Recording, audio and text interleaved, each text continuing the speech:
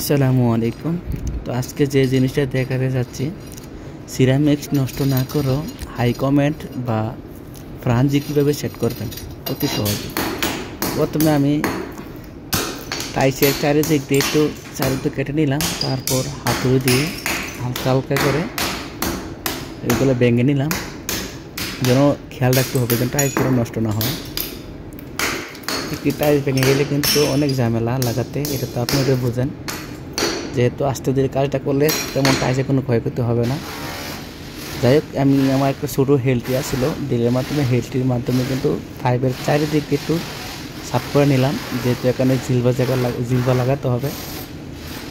জিলবারের সাথে আপনার 4 ইঞ্চি পাইপ আপনি অ্যাড করতে হবে, যেহেতু এখানে ফ্রাঞ্জি বা হাই কমেন্ট উপর লাগাবো। আসলে এইগুলো কাজ একটু বিবেক দিয়ে খাটিয়ে করলেই হয়, তেমন কষ্টের নয়।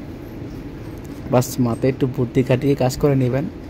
টাইস মিস্ত্রিও আমি, আজকে পাইপ ফিল্টারের কাজের মিস্ত্রিও আমি, সবগুলো কাজে আমি একা একা করতেছি আজকে, কোনো মেহনত নেই আলহামদুলিল্লাহ।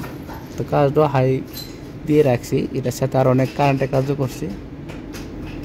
যাই হোক, আমার কাজ অলরেডি কিন্তু এখানে শেষ। এখন মাসুর আমি জয়েন করে নিব আলহামদুলিল্লাহ। দেখতেই পাচ্ছেন কতটা সুন্দরভাবে আমি টাইলসগুলো বসানোর পর হাই কমেন্টটা কিন্তু আমি বসিয়ে দিয়েছি, যেহেতু আমার সাথে লোক ছিল না তখন ভিডিও করতে পারি নাই। অসাধারণ। এই যে দেখেন, সৌদি থেকে আরও আমাকে 50 রিয়াল বেশি দিয়েছে।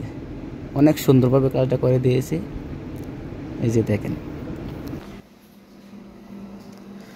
অবস্থা একদম টাইট। দেখেন কি অবস্থা হয়েছে।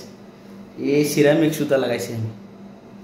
আসলে লুকের কারণে লুক নাই, ওই বিধে ভিডিও করতে পারি নাই।